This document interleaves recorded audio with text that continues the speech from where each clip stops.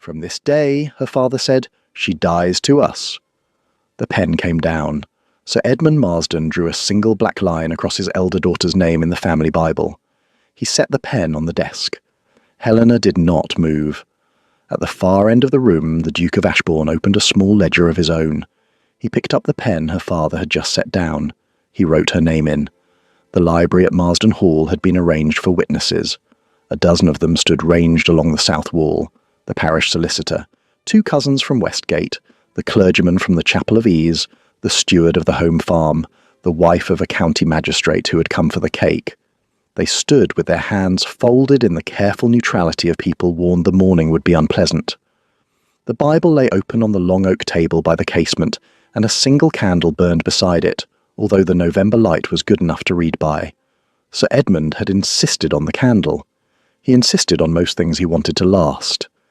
Helena had been brought down from her chambers by the housekeeper at 10:30. She had been told to stand 3 paces from the table. She had been told to keep her hands at her sides. She had been told there would be a reading from the parish register and a short speech, after which she would be permitted to leave the house by the kitchen door. She had been told these things by her father's solicitor, a slight man named Argyle who had not met her eyes, and she had done as she was told, and she had heard the speech, and she had watched the pen. Now she looked at the Duke. He had not been on the list of invited witnesses. She had not seen him enter. He had been the silent man at the cold fireplace through the whole of it, dressed for travel, gloves in one hand. The ledger he had opened on the table beside the Bible was the size of a small prayer book, bound in dark green leather, and the pages of it were ruled with a tennant roll. He had written her name on the first clean line. He had written nothing else. The witnesses along the south wall had not yet understood what had happened. Sir Edmund, who had been preparing the next sentence of his speech, found that the next sentence would not come. He looked at the Duke. The Duke looked back at him without bowing, and without offering a word. He closed his own book, set it under his arm, and kept the pen in his hand. Helena heard her own voice before she had decided to use it. "I am not dead." She said it to her father, and she said it plainly, and she said it once. That was all she gave him. She turned, crossed the long library carpet to the door at the south end, and went out by it, because she would not go out by the kitchen door. Along the south wall the witnesses held their breath. Sir Edmund was still hunting for a sentence. The candle on the long oak table guttered in the draught of her going. Her chambers were on the east front of the house, the small ones over the still room, because she had moved into them 3 years ago when the larger rooms in the west wing began to want repairs the family could not afford. She had not minded. The east front took the morning sun, and the rooms were close enough to the back stairs that she could reach the steward's office and the kitchen without going through the main hall. She closed the door behind her and stood a moment in the middle of the room with her back to the wood. She crossed to the press by the window and opened the second drawer down. The thing she wanted was at the bottom of it, under 2 folded shawls and a stack of mended linen, a black quarto-sized account book with a worn cloth cover and a string tie. She drew it out. She set it on the small writing table by the casement. She undid the string. The book opened to a page she had written on the previous Tuesday. Rents collected, Michaelmas quarter, broken out by tenancy, with the home farm corrections in her own hand. Beneath that, a column of arrears she had been carrying forward and quietly forgiving for 2 years. Beneath that, a note in pencil. Drainage at the lower meadows past Hadwell's gate. £3, 2 shillings owed for the season's labour. Do not ask Argyle. She had been the secret hand on Marsden's tenancy book since the spring of her 22nd year, when she had walked into the steward's office on a morning her father was insensible upstairs, and had found Mr. Daubeny weeping over a column of figures that did not balance. She had sat down at the table and balanced them. She had done it every quarter since. She kept her eyes dry. She closed the book and set it under her arm. Behind her, there was a tap on the door. She stayed at the table. "It is Daubeny, Miss Helena?" She crossed to the door and opened it the width of her hand. Mr. Daubeny was 63 years old and had been with the Marsden estate since he had come up from the home farm at 15. He had served 3 Sir Edmunds. He was the only one in the household who used her first name in front of others, and the only one who had refused to attend the ceremony in the library that morning. He stood now with his hat in one hand and the other hand flat against the panel of her door as if he meant to keep it open. "You will not go by the kitchen, will you?" he said. "No." "Good." She did not invite him in. "He will sit a long time in there," Daubeny said. "He's not used to the room being silent at him." "He will manage." Daubeny looked at the account book under her arm. He had known about it for the whole 2 years and asked nothing. "I will keep the ledger going," he said, "if you will tell me where to send it." "I do not know where I am going yet." "I know," he said. "Tell me when you do." He stepped back from the door. He had never bowed to her, not once in her life, because he had carried her on his shoulder through the lower meadow when she was 4 years old, and you do not bow to a child you have carried. He put his hat on. He went back down the corridor toward the back stairs. Helena closed the door. She crossed to the writing table and opened the lower drawer. Inside it were 3 letters she had been keeping. The first was the one her aunt had written to her mother the year before her aunt had married the magistrate over at Calshot, the man chosen for her at a winter dinner when she had been 19 and unconsulted. The aunt had written that the magistrate was a quiet man who liked his stables more than his wife, and that she expected the arrangement would suit them both, and that she trusted she would be useful. She had been dead within 4 years. The cause had been called a fever. Helena had been 6 years old and had not been allowed to attend the funeral. She had asked her mother about her aunt for the rest of her mother's life, and her mother had answered the same way every time, with her eyes down and her hand on the back of a chair. Helena had stopped asking when her mother had died. She had not stopped wondering. The second letter was the one her younger sister had pressed into her hand a fortnight ago in the corridor outside the breakfast room.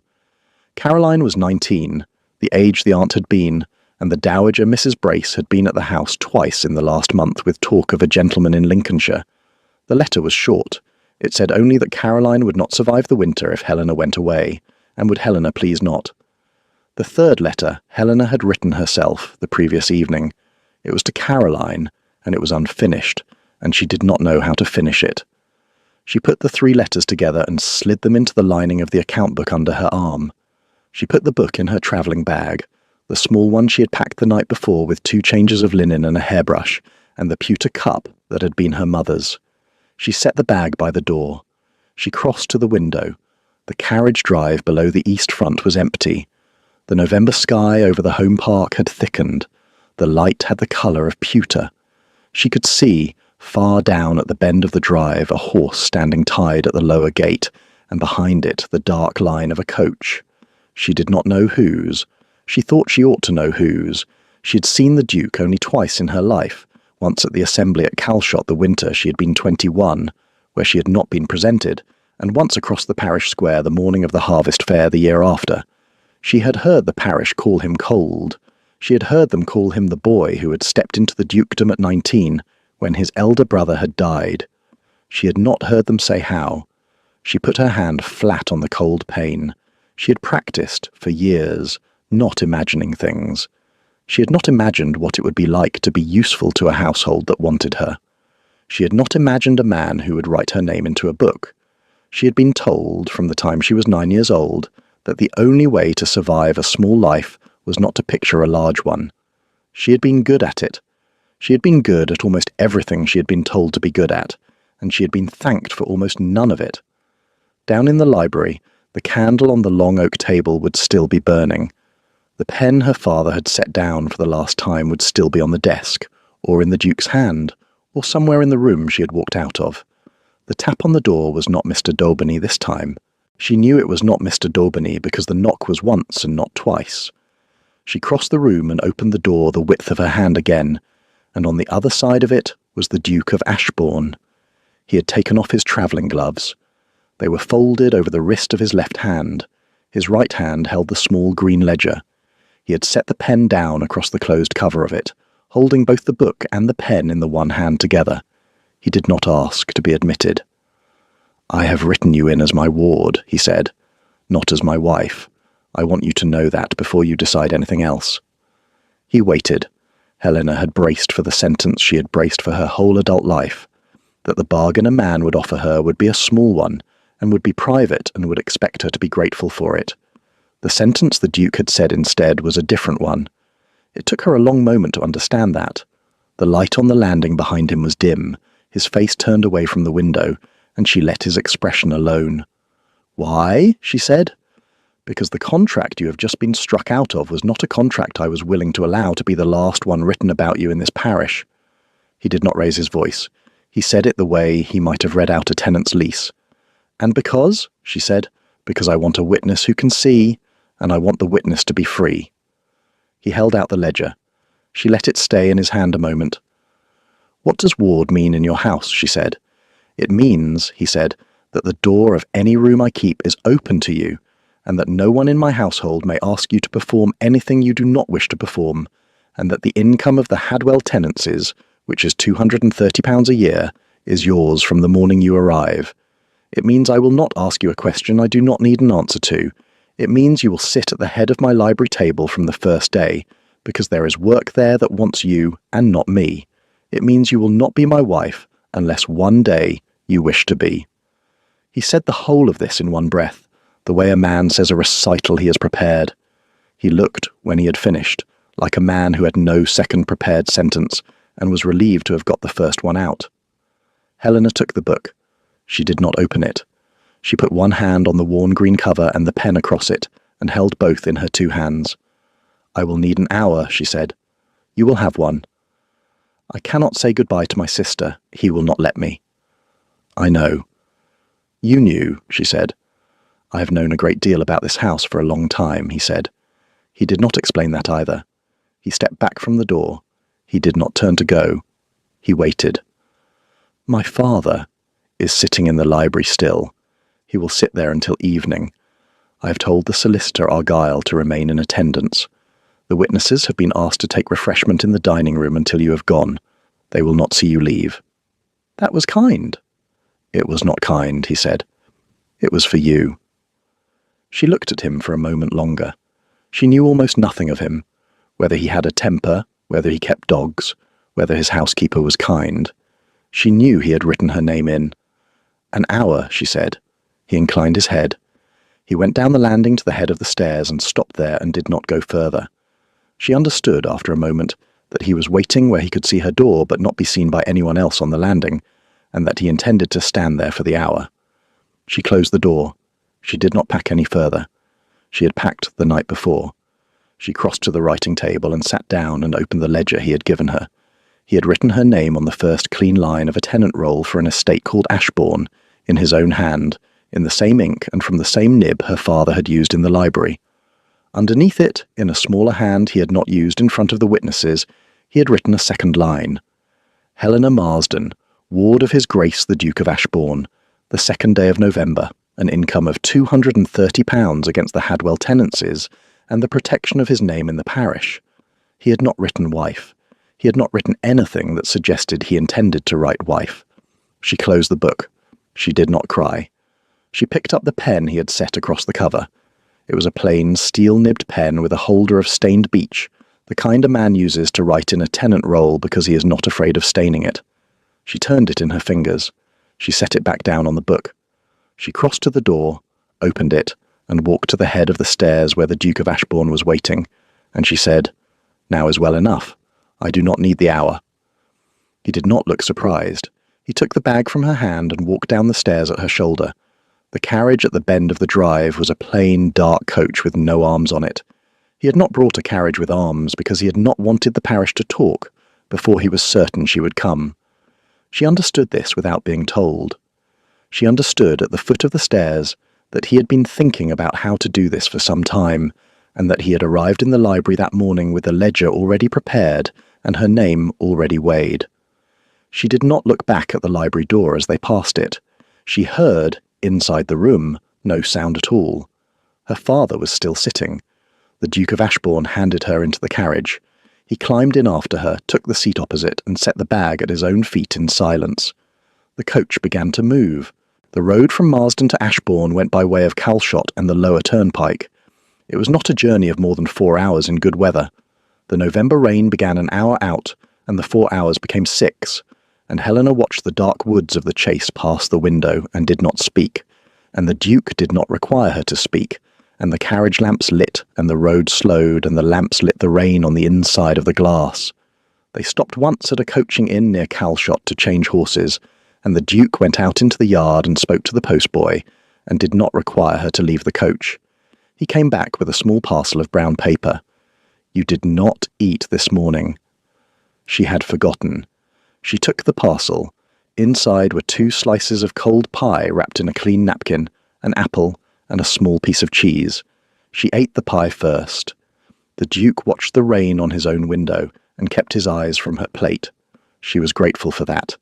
She had been watched all morning and was tired of being watched. "There is a housekeeper at Ashbourne," he said, when the coach had been moving again for an hour. "Her name is Mrs. Harrow. She has been with the estate 20 years. She will be at the door when we arrive. She has been told to give you the south room over the library, which has its own fire and is warm tonight. I would have given you the west, which is larger, but the west has not been used in 7 years and the chimney smokes. I have ordered the west to be made ready this week. The south will do?" "There is a door from the south room into the library by a private stair," he said. "You will find a key on the bedside table. It is for the library, not for the room. The room is yours and is not locked from any side." Helena turned her head and looked at him. The carriage lamp on her side was lit, and the lamp on his side was lit, and the rain was on the glass, and his face was tired in the way of a man who had been awake longer than he had expected to be. She had not noticed in the morning. She had not been looking. "You have thought a great deal about this," she said. "I have." "How long?" He did not answer for a long moment. "Since the spring of last year," he said. "Since the quarter when the Marsden tenancy ledgers came under your hand, and the arrears that had been growing for 6 years stopped growing. I read the steward's reports on the home farm. The handwriting changed." She did not move. "You read the steward's reports on the home farm," she said. "I have read them every quarter for 4 years. "Why?" "That is a question," he said, "that I would like to answer in my library and not in a coach. I would like to answer it once and well. Will you allow that?" She thought about it. She nodded. "I will allow that." He did not look relieved. He did not look anything. He looked at the rain on his window. They came in at the gates of Ashbourne at 9 o'clock at night. The carriage lamps lit 2 stone columns and an iron gate that the lodge-keeper had already opened, and the drive went up under bare elms and around a curve and across a stone bridge, over a stream that Helena could not see in the dark. And then the house was there, low and long, 3 stories with the upper windows lit, and the rain blowing slantwise across the gravel before the door. And the door was open, and a woman stood inside it with a lamp in her hand, and behind her 2 footmen stood with cloaks for the rain. Mrs. Harrow was small and grey-haired and did not look at the Duke. She looked at Helena. "You will be cold, Miss Marsden," she said. "Come in by the fire." She did not say, "Your Grace," or "Miss Helena," or "Lady Marsden." She said, "Miss Marsden," because the Duke had told her evidently that the ward was not the wife, and that the name should be the name on her own books. Helena was grateful for that too. The hall was warm, and the fire in the great grate had been built up. Helena was wrapped in a cloak and walked through it on Mrs. Harrow's arm. The Duke stayed behind at the door, speaking quietly to the steward who had come out for the bag. He did not follow them up. The south room over the library was the size of 2 of her chambers at Marsden put together. It had a tall window with the curtain drawn against the rain, a fire in a black iron grate, a bed turned down, a washstand with hot water, and a small writing table by the window with a single brass key sitting on it. On the floor beside the table was her travelling bag. Mrs. Harrow stood at the door. "He has had this room aired for a fortnight, miss," she said. "I thought you should know." Helena turned. "A fortnight. Since the 18th of October, the morning the news came up from the parish about the ceremony being set." "He knew there would be a ceremony?" "He has known for longer than that," Mrs. Harrow said, "but that was the morning he ordered the room." Helena did not answer. Mrs. Harrow inclined her head once and closed the door. Helena crossed to the writing table. The key on it was small and brass, and had a tag tied to it with a green ribbon. The tag said "Library" in the same hand that had written her name in the ledger. The book itself, the ledger, was already on the table. The Duke must have given it to a servant in the hall and asked for it to be sent up. The pen lay across the cover. She had carried the pen in her hand for the whole of the carriage journey without remembering she had it. She set the pen down on top of the book. She undressed and washed and put out the lamp, and she did not look at the key again that night. She woke before the household. She had always woken before the household. She had told Mrs. Harrow the previous night that she dressed herself, and Mrs. Harrow had nodded as if she had expected nothing else. The fire in the grate had been built up by someone at 5 while she still slept, and she had not heard the door. She put on the plainer of her 2 morning gowns and pinned her hair without a glass, and went to the writing table and took up the brass key. The private stair at the south corner of the room came down behind a panel that she had not noticed in the dark the night before. It was narrow and cold and ended at a small door set into the wall of the library. The key fitted. She turned it. She went in. The Ashbourne Library was 4 times the size of the room at Marsden Hall. The walls were tall and the books went up to a gallery, and the long table in the middle was twice the length of her father's. 2 of the gas lamps had been lit, which surprised her until she understood that the steward must have come in before her, and then she saw at the far end of the room, at a smaller desk under one of the lamps, the back of a man in a black coat, sitting and writing, who turned at the sound of the panel and stood. He was perhaps 40, broad-shouldered with a heavy jaw and pale eyes that blinked slowly. He had set his pen down before he turned. He bowed with the right depth and no more. "Miss Marsden, I am Henley. The Duke wished me to wait on you when you came down." "You are the steward?" "I am His Grace's steward of accounts, yes." She crossed the library. She did not sit. She looked at the desk where he had been working. The ledger open on it was very like the one in her own room. Green cloth, ruled lines, the Hadwell tenancies in column. "The Duke said there is work here he would like me to look at," she said. "He gave instructions to that effect, yes." "Where shall I sit?" "Wherever you wish, miss." "Mr. Henley," she said, "I will sit at the long table. I would like the books of the lower drainage accounts, the rent rolls for the Hadwell tenancies, and the labour roll for the home farm. If I may." "All 3? "All 3. He hesitated for the smallest part of a moment. Helena had grown up reading her father's solicitor's face for that part of a moment, and she watched Henley's face the way she had watched Argyle's. Then he bowed again. "Of course, miss. I shall fetch them." He left by the door at the back of the library, the one that gave onto the steward's office and the back stairs. Helena went to the long table. She put her hand flat on its surface and felt the polish of it, and then she sat down at the head of the table because the Duke had told her last night that she would sit at the head from the first day. She had not, at the time, understood why he had said it. She understood now. Henley brought the books in the order she had asked. She opened the rent rolls first. She read them for an hour without raising her head, and when she came to the drainage accounts she read them more slowly, and when she had finished she went back to the rent rolls and read them a second time. The figures did not match. They did not match in the same way the figures at Marsden had not matched. The spring she had walked into the steward's office and found Mr. Daubeny weeping. The arrears that should have shown against the Hadwell tenancies for the wet seasons of the previous 3 years were not there. The drainage labour that should have been paid out for the lower meadows from Lent through Michaelmas was not there. The rents collected for the dry seasons before that were not there either, although the rents collected for the wet seasons were. Someone had been writing what suited them, and not what was true, and they had been doing it for at least 3 years, and they had been doing it carefully enough that a man who did not know what to look for would not have seen it. She closed the books. She set them in a small stack at her elbow. She picked up her own pen from the table, not the Duke's pen, but a goose quill from the brass tray, and she wrote out on a sheet of paper a column of 3 years of true figures, and a column of 3 years of false figures, and she set the sheets side by side. The Duke of Ashbourne came into the library at 11. He came in by the great doors at the south end, not by Henley's door. He had ridden out before breakfast. She had seen his horse going down the drive at first light from her bedroom window, and he was still in his riding things. His coat was wet at the shoulders, a wet leaf caught on his boot. He saw her only after he had crossed half the long room. He stopped. He looked at the table.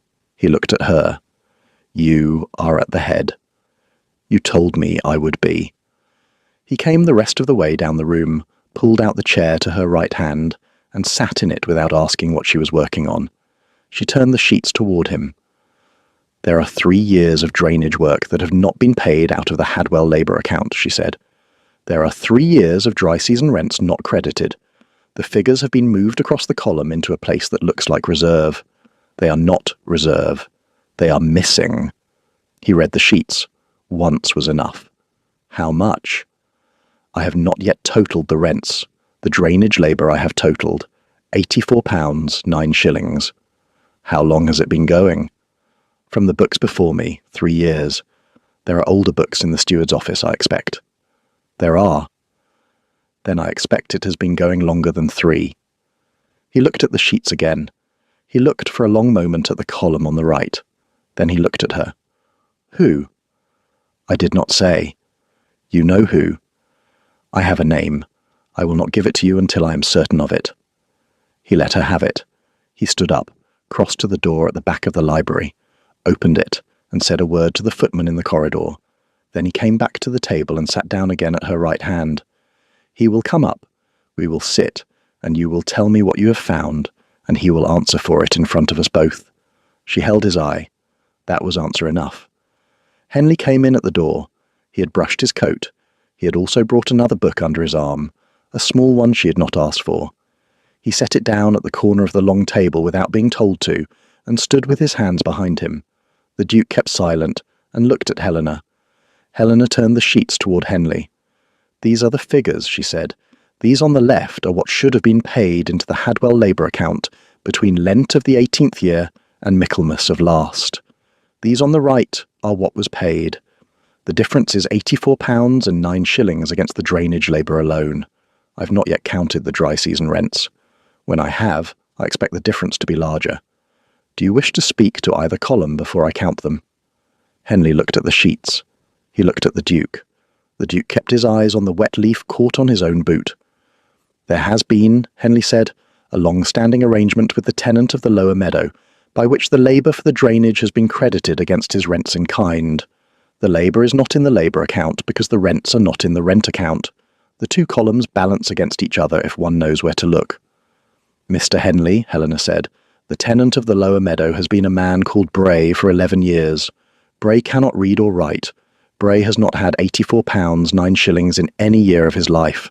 The labour for the drainage was paid in coin to 2 men from Calshot for 3 seasons running, and the 2 men from Calshot were paid by the steward's office, and the steward's office drew the coin from the Hadwell labour account. Bray has not been balanced against anything. I rode past his cottage on the way in last night. The lower meadows are a foot deep in water as they were before the drainage was begun. The drainage was not done. The labour was not paid out. The money is not in the account. Where is it, Mr. Henley? Henley did not answer. The Duke let the silence stand. He stood up, crossed to the door, and called the footman in. Send word to the home farm to have the dog-cart at the door in 20 minutes. Send word to Mr. Yarrow at the parish that I shall require his attendance in this library before 5. Have Mr. Henley's quarters cleared by the under-steward by nightfall. He will sleep tonight in the village. He will not sleep in this house again. His voice stayed level through all of it, and his eyes stayed on the table. Henley stood for a moment longer at the long table. Then he bowed, more deeply than he had bowed in the morning, and he went out by the door he had come in. The Duke closed the door behind him. He came back to the table. He sat down at Helena's right hand. You have not given me his name. I have given you his work. The name will come when I have a thing to do with it. Fair. That was the first time he had used that word to her. He had used it the way her father had used no, flat, decided, ended. You have not asked who he is to anyone in the parish, she said. I have not. Should I tell you who his brother is? You may. His brother is Lord Whitcomb. The Duke did not move. He sat for a long time at the table looking at the sheets she had written. The library was very quiet. The rain had begun again on the windows. Then he said, I am sorry. It was the most surprising thing he had said to her since the corridor. Why? She said. Because if I had hired a different steward 4 years ago, you would not have been told in this room that the brother of the man your father wanted to marry you to has been stealing from my Hadwell tenants. I would have been able to tell you the news in a way that did not run alongside the other news. I am sorry that the two ran together. That is generous. It is not generous, he said. It is owed. He stood up. He gathered the sheets in his hand. He held them a moment, and then he set them back down in front of her, because they were her work and they were hers. She put her own hand flat on them. Adrian, she said. She had meant to say nothing of the kind, and 2 minutes earlier had had no idea she was going to. The name had been on the inside of her teeth since the previous night, when she had read the second line he had written into her ledger, and seen, beside the title, his own name in his own hand. She said it now because it had come. He looked at her. Yes. Sit a moment longer. He sat. She did not say anything else. They sat at the long table together for about 3 minutes without speaking, while the rain went on at the windows, and the fire in the great grate at the south end of the library settled in on itself, and the dog-cart came up the drive and stopped under the porte-cochere outside, and the footman did not yet come to fetch them. When he stood up the second time, he put one hand on the back of her chair as he passed. He did not touch her shoulder. He touched the wood of the chair beside it. She felt the pressure of it through the chair back, light against her shoulder blade. He took his hand away. He went out by the great doors at the south end. She sat at the long table for a quarter of an hour after he had gone. Then she gathered her sheets and set them in the green ledger and closed it, and laid the pen across the cover, and went back up the private stair to dress for the parish meeting. The parish meeting in the library that afternoon was short.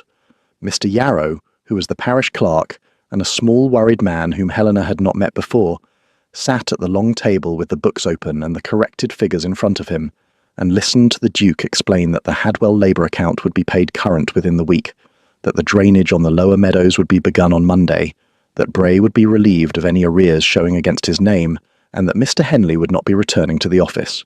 Yarrow made the notes Yarrow was asked to make. He did not ask questions. He left at 4. Henley had gone before noon. The under-steward, a thin young man named Coombe, had taken his books and his ring of keys, and brought them to the library and laid them on the table without ceremony. He had not been told the reason, and had not asked. By evening the news had gone down through the village by whatever channel news went through villages, and by morning the news had gone further than that. Helena understood this on the third day, when the letter came. She was in the library at the long table, going through the rent rolls a second time with Coombe at her elbow. The post had come up from the lodge with a morning bag. She did not look up when the footman set the letters on the corner of the table. She finished the row she was reading, and put her finger on it, and reached for the letters with her other hand, sorting them by the handwriting without quite looking. 3 for the Duke, 1 for Mrs. Harrow, and 1 in a hand she did not recognise, addressed to Miss H. Marsden, care of the seat of His Grace the Duke of Ashbourne, in a script that had been done with a wide-nibbed pen, and a hand that wanted to be admired. She set the others aside. The seal on the letter to her was a small red one without arms. She broke it. Lord Whitcomb wrote in long sentences. He wrote that he had been informed of the cruel treatment dealt out to her by her father, and that he was distressed by the manner of it, and that he had it within his power to make right what had been disordered in her affairs, and that he wished to call upon her on Friday next at Ashbourne in order to discuss a contract that had been made between her father and himself before the unfortunate scene in the library at Marsden, and which contract still stood, and which contract he was minded, out of the great affection he had borne her these many years, to honour in spite of all that had since occurred. Helena read the letter twice. She set it on the table beside the rent roll. For the first moment she felt no fear, only anger, an old anger, and a useful one, because it told her exactly which muscle in her jaw she had been holding hard for 2 years, and exactly which one she had left alone. A contract! A contract made between her father and Lord Whitcomb before the ceremony at Marsden Hall. A contract entirely without her hand or her consent. Coombe had already stood up from the table and gone to the press by the window, with a quiet step that suggested he had read enough of her face. She folded the letter, and put it in the inside pocket of her overdress against the bone of her ribs. She went up by the private stair. In the south chamber the pen lay where she had left it, across the cover of the green ledger on her writing table. She looked at it once and left it where it was. She changed into her riding habit, which some hand she had not seen had pressed and laid out in the dressing-room, and she went back down by the great staircase. At the foot of it, Mrs. Harrow was standing with a small basket on her arm, and when Mrs. Harrow saw the riding habit she asked nothing. "Where is he?" Helena said. "In the lower paddock. He is looking at the colt with Mr. Coombe." "Have the bay mare saddled, now." "I will have her brought to the south door, miss." She went out by the south door. The bay mare was brought up within 4 minutes. The Ashbourne stables, Helena would discover, were the best in the county, and a horse came when the housekeeper of Ashbourne sent for one, and Helena swung into the saddle without waiting for the mounting block. The lower paddock was over the bridge and down past the home barn. She rode at a walk and then at a trot, and the bay mare was a clean-mouthed, easy horse and went without argument, and Helena reached the rail of the paddock in 7 minutes. The Duke was inside the rail with Coombe and the colt. He was in his shirt-sleeves with his coat over the rail post, and he had one hand on the colt's withers and the other on the colt's neck, and he was saying something quietly to the colt that the colt was listening to. He turned his head when he heard the mare. He let go of the colt. He came to the rail. She stayed in the saddle. "Whitcomb has written," she said. He asked nothing, neither what about nor for her to come down. He vaulted the rail in the one practised motion of a man who had been riding the home field since he was a boy, and he walked to her mare's shoulder and put a hand on the rein near the bit, light, not to control the horse but to be at the right distance for the conversation. "Read it to me." She took the letter from inside her overdress and read it to him. Standing in the paddock yard in his shirt-sleeves with the wet November wind in his hair, with one hand on her mare's rein, he listened to a letter that said, another man held a contract for her. He let her read it through, eyes on the ground between his boots. When she had finished, she folded the letter and put it back inside her dress. "A contract," he said. "He says it is signed by my father." "Predated." "He does not say predated. He says it was made before the ceremony. He has been careful." "Of course he has. His brother trained him." "He has asked to call on Friday. I have not answered him." "You will not answer him. I will answer him. He will not call on Friday at Ashbourne. He will come to me on Monday at the Bishop's chamber at Calshot, with the contract in his hand and a clerk who will swear to it, or he will not come at all." "At the Bishop's chamber?" "Marriage contracts are tried before the ordinary if they are tried at all. He has been a fool to put it in writing, and he will be a worse fool to bring it forward, and he will be brought forward all the same, because if he is not brought forward, he will use the thing on you for the rest of your life, as a bell he can ring." "I came to you before I answered." He looked up at her then. The expression on his face was not the one she had been bracing for. "Yes," he said. "Yes, that is why I asked." "Why you asked what?" "Why I asked the housekeeper to put your room over the library and not over the morning room.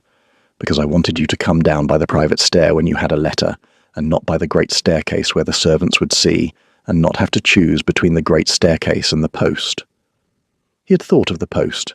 She did not answer. He kept his hand on the rein for a moment longer, and then he took it away. "Come back to the house," he said. "We have a thing to do before Monday." She nodded once. She turned the mare. She rode back up to the home barn at a walk. He did not follow her on horseback. He walked back across the home park alone with his coat over his shoulder, and she could see him from the bedroom window when she had got upstairs, small and dark against the wet grass, walking with his head down. He sent word to her chambers at 5 to ask whether she would dine in the library. She sent word back that she would. The library at Ashbourne in the evening was a different room from the library at Ashbourne in the morning. The gas lamps had been turned up and the candles set along the long table for the meal, and the fire at the south end had been built up against the wet wind that was rattling the casements, and Mrs. Harrow herself had laid the cloth and would not let the footman do it. He came in by the south doors at 6:30. He had changed out of his riding things and put on plain, dark evening clothes with no jewellery and no orders. He brought no papers. He sat in the chair to her right hand, where he had sat in the morning, although they were the only two at the table. They ate the first course in near silence. He asked her about the colt. He told her the colt's mother had been Hartwell's last good mare. He told her the colt had been foaled in March. She told him she did not ride often at Marsden because the lower meadow was not safe to ride, and the home park was small.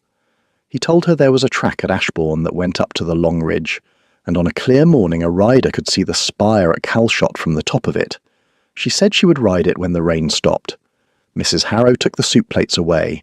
When they were alone again, he set his glass down and left it on the cloth. "I've been your father's lender for 4 years," he said. He said it the way he had said the rest of it, plain, decided, ended. She set her own glass down. "You have been his lender, through Argyll, by a friendship loan secured against the Marsden home farm and the Hadwell tenancies.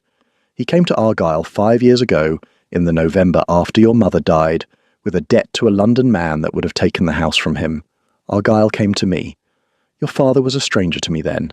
I'd met your mother once when she was a girl, before she married him. I told Argyll to draw the loan. I told him to do it quietly. I told him I would call it in only if the home farm itself were at risk of going to a man I disapproved of. I have left it standing. She did not speak. 3 years ago, I began to read the steward's quarterly reports from Marsden. I did this because I was the lender of record and had the right to read them, and because Argyll, who is a decent man but a tired one, was past being trusted to read them for me. The first year the reports were what I had expected. The second year, in the spring quarter, the handwriting in the corrections changed. At first I had no idea whose hand it was. By Michaelmas of that year, I knew it for someone other than the steward. By Lent of the next, I had asked Argyll. He told me. He told me it was the eldest Miss Marsden, who had taken the books out of the steward's office on the morning her father had been insensible upstairs, and had been keeping them since. She closed her eyes for a moment. She opened them again. You have been reading my work. Every quarter for 2 years and 3 months, I have been reading the only honest tenant roll in the parish. I've been reading the only man, the only person, whose figures match the ground I have ridden. I came to know your hand the way I know the hands of 3 of my own stewards, and I came to know it better than 2 of them. I am telling you this now because I will not have it told to you on Monday in a bishop's chamber by a man who thinks he can use it against you. Use it! He will say you have been running a property that does not belong to you. He will say it because the property is mortgaged to me, and he has been told it is mortgaged to me, and he has been told it by his brother, who has had this knowledge in the office of my steward for at least 3 years. He will say it on Monday if he is not stopped. I will stop him. But I will not let you walk into that room without knowing that the estate you have been quietly saving for 2 years is, technically, and in law, my collateral. She stayed very still for a long time. In that first moment there was no anger in her, and no surprise. There was a tiredness she had felt only once before, on the morning she came down the stair at Marsden Hall to be disinherited, because the news he had just given her fitted a pattern she had been refusing to see for 2 years. The Marsden estate had been kept alive by her ledger, and by another hand further off, a hand that had held the rope loose. She had spent 2 years choosing, every day, to wonder about neither hand nor ledger but her own. I could have lost the home farm any morning of these 2 years, she said. You could have. You would not have. Why?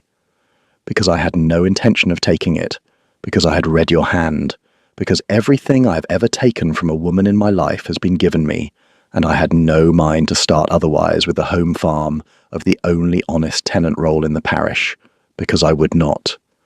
He had said the whole of that in one breath also. She kept her eyes on the cloth.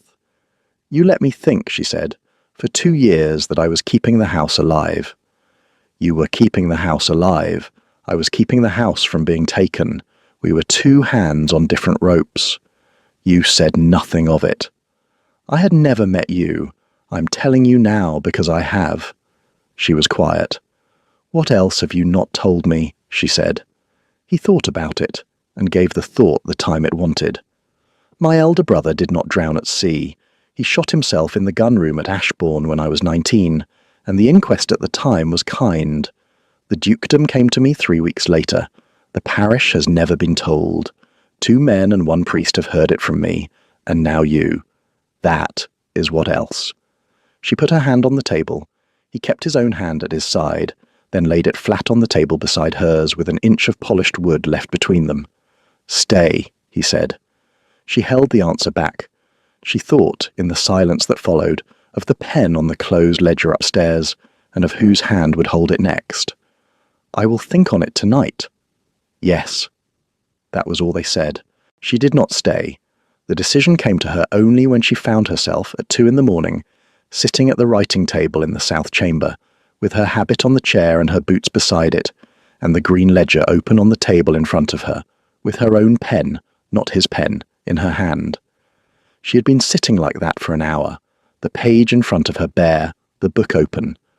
What had decided her was something other than the loan. It was the way he had laid his hand flat on the table beside hers and left the inch of wood. He had left her the inch because he had wanted her to choose to close it, and she had left the inch alone, and he had let it alone, and she had understood from that, at 2 a.m, that he had been waiting for her to choose herself first. For the whole of the 4 months he had been preparing the room, and the income, and the ledger. She would not choose him by default of being already in his house. She wrote a note. She left it on the closed ledger with his pen across the page. It said only that she had gone to Marsden, that she would not be long, that she did not intend the going to be an unkindness, and that she did not need anyone to ride after her. She left by the private stair and went out by the gunroom door and saddled the bay mare herself in the dark, with the lantern from the harness room hung over the stall door. The bay mare did not protest the hour. The undergroom, who was on the late watch, came out of the harness room and saw her saddling and did not speak. He held the gate for her. She rode out of the stable yard at 3. She was at the boundary of the home park by past. She was at Calshot by daylight. She was at Marsden by 9 a.m. She came in by the home farm instead of the carriage drive, tied the mare in the stable and went up by the back stairs. Daubeny was nowhere on the way up. Her father was nowhere either. The corridor outside her chambers was empty. Her chambers had not been entered since she had left them. The travelling bag was gone, but the room was the room, the cold grate, the writing table by the casement, the press she had emptied the second drawer of 2 mornings ago. She did not sit. She crossed to the press and opened the bottom drawer and took out of it the only other thing in the room she wanted, which was a small bound book of her mother's that she had not been able to take in the bag, because the bag had been packed by the housekeeper. She put the book inside her habit. She crossed the corridor to her father's study. Sir Edmund was sitting at the desk by the window in the same clothes he had worn on the morning of the ceremony. His face was unshaven. He looked at her once when she came in and kept his seat. The Bible still lay on the table near the casement, the single black line still across her name, the pen still on the desk. She stayed standing. "I have come because Lord Whitcomb says there is a contract." He kept his face to the window. "There is." "Signed by you in my name?" Silence. "Predated to a week before the ceremony in the library?" "Yes." "Why?" He took a long time. When he answered the wall. "Because he forgave the debt of October if I would put your name to it. I would not put your hand to it. I put my hand to it. I'd run out of other answers." "There were other things to do." "There were not." "There were. You knew none of them." She kept her voice level. She had been imagining this conversation on and off for 12 years, and she had decided long ago that when she had it, she would speak quietly. She was glad now of the decision. He kept his face to the wall. "I am going to the bishop's chamber at Calshot on Monday," she said. "I will say in his presence that I did not put my hand to that contract, and that the hand on it is not mine, and that you signed it on my behalf without my knowledge or my consent. I will say it in front of Lord Whitcomb and the clerk and the bishop himself. I will say it once. After I have said it, I will not return to this house. I came back this morning to give you the chance to come to Calshot on Monday and stand in the room while it is said. If you come, the parish will say that you came. If you do not, the parish will say what the parish will say." He gave her no answer. He looked up at her, once, at the end. His eyes met hers. He looked back at the wall. She let it stand at that. She went down the corridor and down the back stairs. Daubeny was at the foot of them. He had a sealed letter in his hand. He gave it to her without speaking. The seal was the bishop's seal at Calshot, and the letter was addressed to her in a script she did not know. "The bishop's clerk left it on the kitchen table at 6 this morning, Miss Helena," Daubeny said. "You sent for him?" "Yes." She let the question lie. She put the letter inside her habit beside her mother's book and laid her hand on Daubeny's shoulder. "Come with me to Calshot on Monday." "I have been packed since Wednesday, miss." She kept her face still. She had no smile to give him. She went out by the kitchen door. For the first time in her life she went out by the kitchen door, and she did it on her own time. And she untied the bay mare and rode out at a walk to the lower turnpike and turned east toward Calshot. She did not turn back toward Ashbourne until she had heard the bell at Calshot strike 11. The bishop's chamber at Calshot was on the upper floor of the old chapter house behind the cathedral, a long stone room with 3 tall windows down the south wall, and a fire in a black iron grate at the east end that had not been lit hot enough for the weather. The bishop himself was an old man with a thin neck and a careful manner, who had served the sea for 19 years, and had heard a great many things in the room, and had stopped being surprised by any of them. He sat at the head of the long table in his black coat with his hands folded on the wood in front of him. To his right sat the bishop's secretary, a younger clergyman with a small ledger of his own and a pen. To his left sat the parish ordinary from Marsden, who had come up for the hearing because the contract had been said to have been signed in the parish of Marsden. At the foot of the table sat Lord Whitcomb, in a dove grey coat with a fresh stock, with a leather case before him on the table, and beside him a thin man in clerical bands whom Whitcomb had brought as his clerk. Helena came in by the south door at 5 minutes before 11 on the Monday morning, with Mr. Daubeny at her shoulder, and a sealed packet of papers in her hand that Daubeny had given her in the carriage. She had not yet read what was in the packet. Daubeny had asked her not to read it until she sat down. The Duke of Ashbourne came in by the same door 3 minutes after she did. He had ridden from Ashbourne since first light. There was mud on his boots. He bowed to the bishop and took the chair at her right hand, without being invited to take it, and the bishop did not ask him to move. Sir Edmund Marsden came in last. He came in by the south door at 1 minute after 11. He had put on a clean coat and had shaved. He kept his face turned to the carpet as he crossed the room, past his daughter, past the Duke, past Whitcomb, and took a chair against the south wall between the third window and the fireplace. He sat with his hat on his knees and looked at the floor. The bishop watched him take the chair and did not comment. Lord Whitcomb looked across the table at Helena. He smiled. It was the smile Helena had seen on his face at the only county dinner she had ever attended with him at the head of a table, the winter she had been 21, the smile of a man who believed he had already won a conversation he had not yet had. "Miss Marsden," he said, "I am sorry that the matter has had to come into this room." "I am not," she said. The bishop turned his head slightly. "Lord Whitcomb," the bishop said, "you have submitted a contract of marriage between yourself and Miss Helena Marsden, daughter of Sir Edmund Marsden of Marsden Hall, said to have been signed on the 24th of October in the present year. You have requested that the validity of this contract be confirmed by this office. Miss Marsden has answered to the contrary. We shall hear the contract read." Whitcomb's clerk read the contract. It was short, as such things go, and it was clean. It set out the betrothal in plain terms, with a date of marriage to be set at the convenience of the gentleman, with the dowry against the home farm, and the Hadwell tenancies at Marsden, with the customary protections of widowhood, with the signatures of Sir Edmund Marsden, of Lord Whitcomb, and of one Miss Helena Marsden in a hand that, from where Helena was sitting at the table, looked nothing like her own. She did not interrupt. She let the clerk finish. When he had finished, the bishop turned to her. "Miss Marsden, the signature on this contract is said to be your own. Will you swear to its authenticity before this office?" "I will not." "Will you swear that it is not your hand?" "I will." She stood up. She did not raise her voice. She took the green ledger out of the leather case under her arm. She had brought it with her in the carriage, and she opened it on the table and laid it open at the page on which the Duke of Ashbourne had written her name in his own hand, and beside which she had set her own signature, in her own hand, that morning before she had left Ashbourne. "This is my hand. This in the ledger before me, and this on this page, is my signature.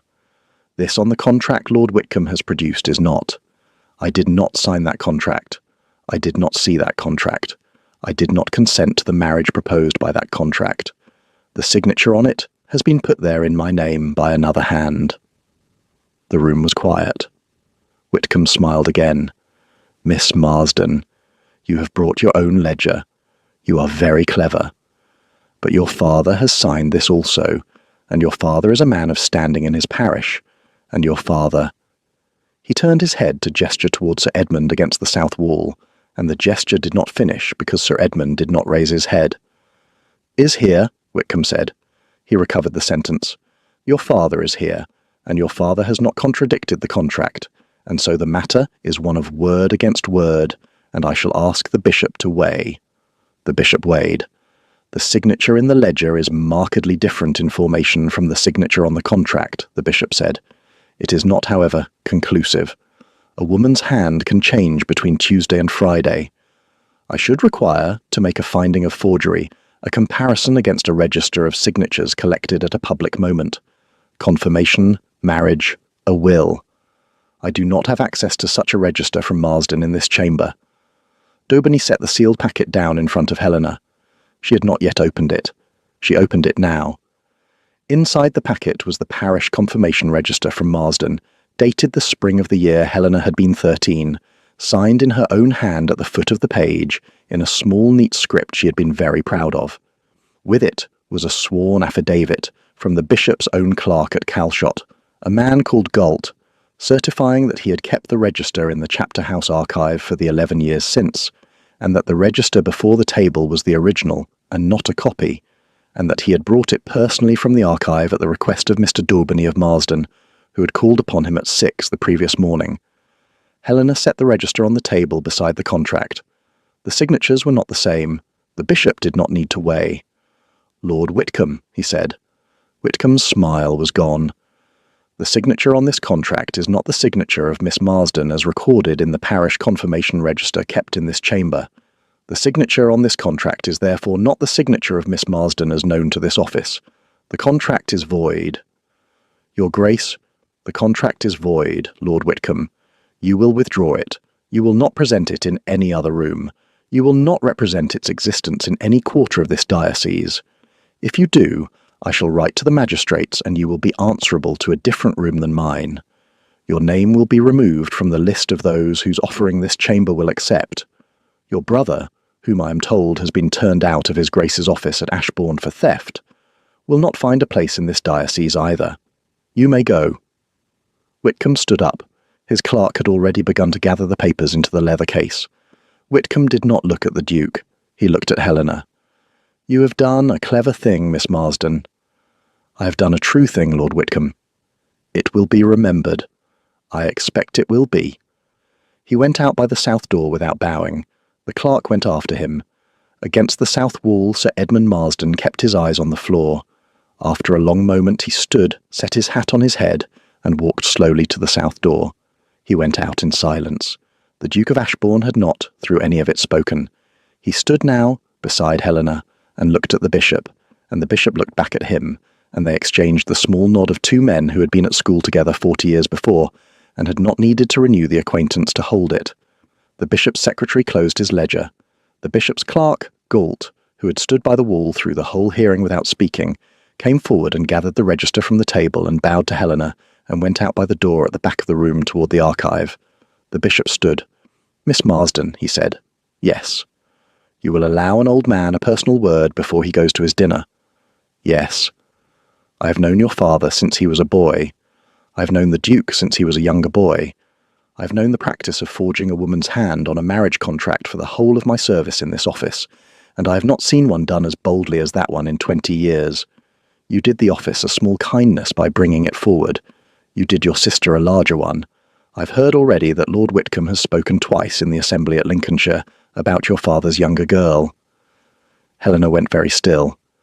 "I do not bring the matter forward to disturb you," the bishop said. "I bring it forward so that you may know I shall not have it brought into this chamber a second time. The diocese has had enough of the family for one season." He bowed. He went out by the side door. The secretary and the parish ordinary went out after him. In the chamber there were left only Helena and the Duke of Ashbourne and Mr. Daubeny, who was standing by the south door with his hat in his hand. For a moment Helena saw the room not as she had been looking at it. She saw it as the Duke had been seeing it for the hour. The contract on the table, the register beside it, the bishop's careful face, the empty chair at the foot of the table where Whitcomb had been sitting, the empty chair against the south wall where her father had been sitting, the slow understanding that the man at the foot of the table had been beaten not by him, but by an old steward and a clerk in clerical bands, who had ridden through the night with a bound register from a parish archive. She saw the Duke's own hand on the back of the chair to her right, light, the way he had set it on the chair in the library at Ashbourne the morning after she had come. She saw, in the angle of his shoulders, the absence of any expression he had not chosen to allow on his face. She saw the small thing she had not yet been allowed to see, because she had not yet looked, that he had been afraid he would not arrive in time, and that he had been afraid of arriving and finding her unprotected, and that he had decided, in the chapter house corridor at 5 minutes to 11, to allow none of the fear to enter the room with him. She looked away again. She had not been meant to see it. The Duke turned to the long table. He took the closed contract from the leather case where Whitcomb's clerk had abandoned it. He set it down on the polished wood. He took from his coat the pen that had been on the desk in her south chamber for the previous week, the steel-nibbed pen with the stained beech holder, the pen Sir Edmund had set down in the library at Marsden Hall on the morning of the disinheritance, the pen the Duke had picked up and written her name in, and he laid it across the contract. "Sign," he said, "sign your own name across it, in your own hand, in front of the man who knows it. Then we will go home." Helena picked up the pen. She wrote her name, the whole of her name in a hand that had been growing steadier for 2 years, across the false signature at the foot of the false contract. She did not flourish. She set the pen down. "There," she said. The Duke of Ashbourne looked at the page for a long time. Then he picked up the contract, and he tore it once across the long way, and once across the short way, and he folded the pieces into his pocket. The pen he set back into the inside of his coat. He gave her his hand. She took it. They went out by the south door with Mr. Daubeny behind them into a wet noon at Calshot. A year later, on a morning in April, the lower meadows past Hadwell's gate were dry for the first time in 9 seasons, and the hay was already 2 hands high. Helena rode out with Mr. Combe at first light to look at them. The drainage that had been begun the Monday after the bishop's chamber was finished now. The cuts went straight, and the water ran clean to the brook, and the lower field, which had been a foot deep in standing water the November she had ridden past Bray's cottage in the dark, was dry to the boundary stone. Bray was at the gate when they rode in. Helena got down. She walked the length of the new cut with Bray on her left and Combe on her right, and Bray, who could not read or write, named the 8 tenants whose lower fields had been drained at the same time as his own, and the 8 tenants came out of their cottages as Helena passed, and the 8 tenants stood at their gates and did not speak, because they were not certain what one said to a woman who had had a fight in a bishop's chamber on their behalf, and had won it. But they nodded as she passed, and they took their hats off, and Helena nodded back.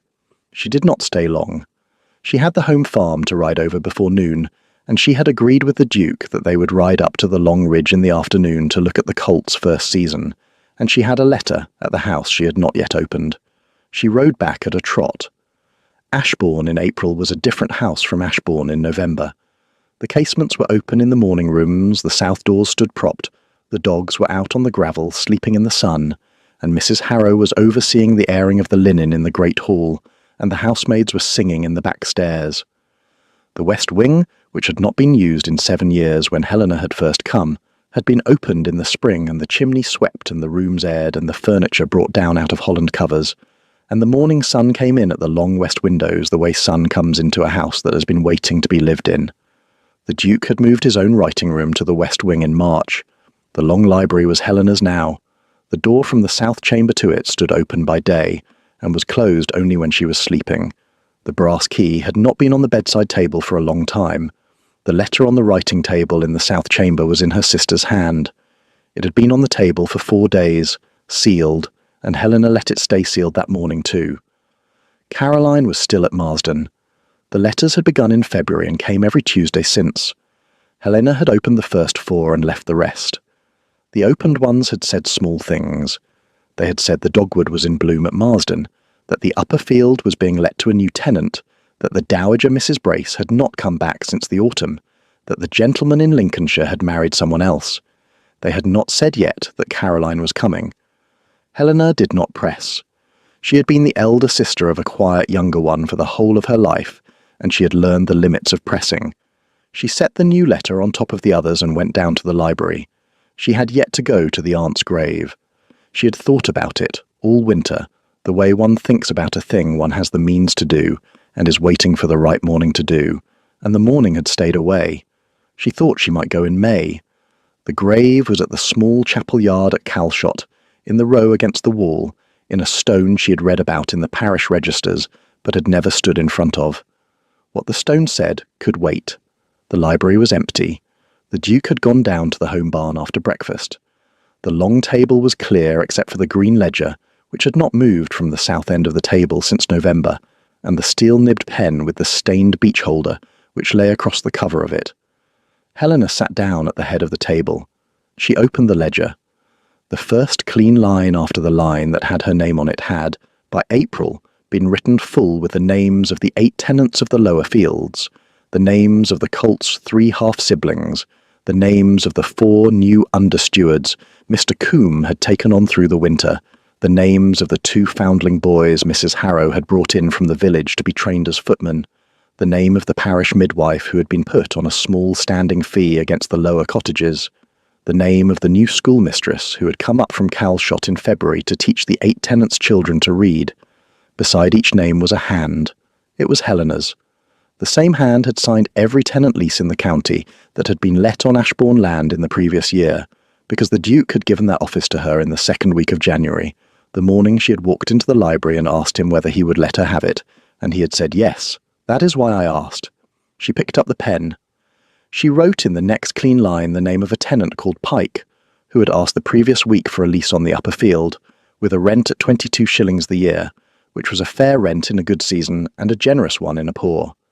She set the pen down across the cover. She heard the dogs on the gravel. The Duke came in by the south doors. He had come up from the home barn with his coat over his arm, and his hair wet from the pump in the yard. He saw her at the head of the table. He came down the room. He did not sit. He set his hand on the back of her chair, the way he had done it in November. Light, the wood under her shoulder blade, not the shoulder blade. "You have been riding," he said. "I have." "The lower meadows." "Yes, dry to the boundary." "Bray was at the gate." "He was." "He has been at that gate every morning this fortnight in case you would come." "I came today." He did not move his hand from the chair. "I have asked the bishop to come up next month," he said. "He has agreed. He will come on the 3rd Sunday in May. I have asked him to call on Caroline at Marsden on his way. She wrote to me last week." "She wrote to you?" "Yes." "What did she write?" "She asked whether the door would still be open in June." I said yes. Helena set her hand on the cover of the ledger. "You did not tell me." "I have been waiting for the letter from her to you to be opened. I will tell you anything if you ask. I will not tell you a thing you have not chosen to open yet." She nodded once. She turned her head and looked up at him. "Take your hand off the chair." He did. She stood up. She turned. She put both of her hands on the front of his coat. He set his hands at her waist lightly and did not take her closer.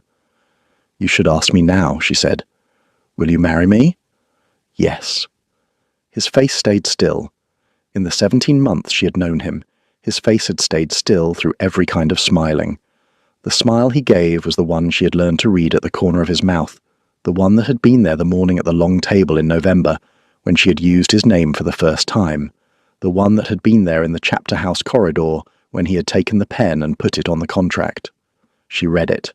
He bent his head and laid his forehead against hers for a count of 3, and then he stood up and let her go.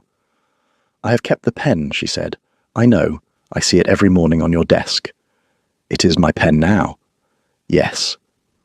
The wedding took place at the small chapel at Calshot in the last week of May, in the same chapel yard the aunt was buried in. Helena went to the grave the morning before. She stood in front of the stone for a quarter of an hour. She did not tell anyone afterward what the stone said. She did not, after the wedding, speak of the aunt to anyone again. Her father stayed away from the wedding. He sent a short letter from Bath, where he was living under the care of a Calshot physician, saying that he was too unwell to travel and that he hoped his daughter would forgive him the absence. The letter was in his own hand. The word forgive appeared only the once. Helena let the letter lie unanswered. She kept it in the lining of the green ledger at the south end of the library table, where Daubeney's quarterly reports from the home farm at Marsden — Marsden was Caroline's house now, by a quiet arrangement of the Duke's — also came to rest. Caroline came up to Ashbourne in the 2nd week of June, with one trunk and a maid of her own, and the unopened letters in a separate parcel which she handed to Helena at the door without explanation. Helena let them stay sealed. She slid the parcel into the lining of the green ledger with the letter from Bath, took her sister by the hand, and walked her up the great staircase to the room over the west garden that had been aired for her since April. Helena had spent 23 years of her life being struck out of other people's ledgers. The one that mattered, she had written herself. Some stories turn on a kiss in a garden, or a name spoken across a ballroom, or a horse pulled up at the door in the rain. This one turned on a pen, on whose hand held it, on whose name was written down by it, on whose ledger the writing finally went into. A father struck his daughter's name out, and a duke wrote it in, and a forger tried to put her name where she had not put it. The hand that wrote it in the last room of the story was her own. If this story stayed with you, leave a single word in the comments to tell me what carried you through it. Subscribe if you would like to hear more like this. There is another story of a Regency household and a quiet reckoning ready for next Friday. Thank you for listening to the end.